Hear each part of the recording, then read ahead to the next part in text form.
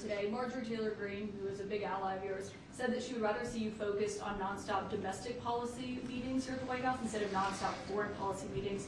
What's your response to her saying that, and also saying that grocery prices are up and not down, as you've said? Yeah, so I don't know what happened to Marjorie. She's a nice woman, but I don't know what happened. She's lost her way, I think.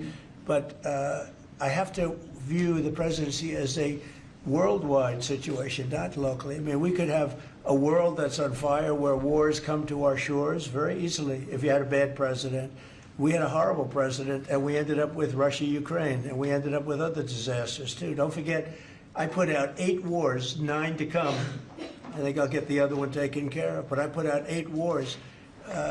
And look at the damage that Russia, Ukraine has done to us as a country. I mean, we spent $350 billion. We're not spending any money anymore. Now they pay us through NATO. You know, I got NATO to go from 2% to 5%. Well, that's very important.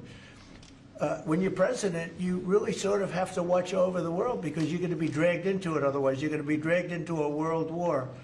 I think if I weren't president, first of all, that war would have never happened if I was president.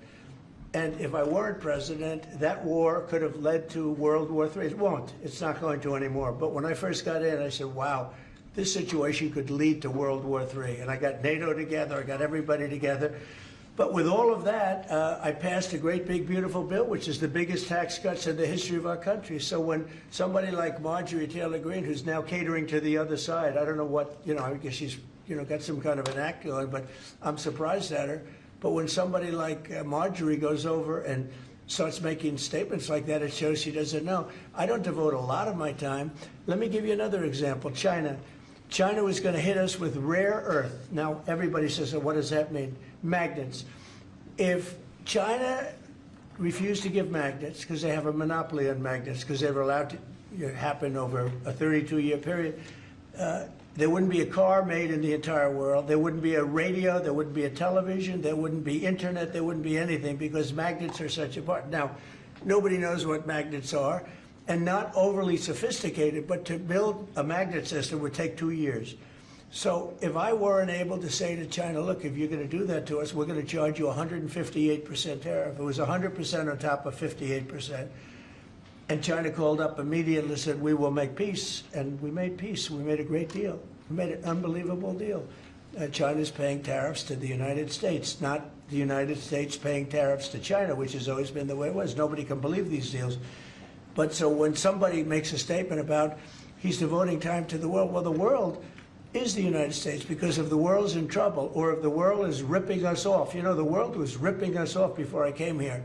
Europe was getting massive tariffs. They were sending us 9-10 million cars a year. We were sending them none. They were not taking our agriculture. We were taking massive amounts of their. It was so unfair. Now we have a deal where $950 billion is coming into the United States because of me and because of tariffs. So if I don't do all these things, our country is doing very poorly. So, it's easy to say, oh, don't worry about the world. But the world is turning out to be our biggest customer. The world was on fire. And we could have been in that fire very easily if you didn't have a president that knew what he was doing. What about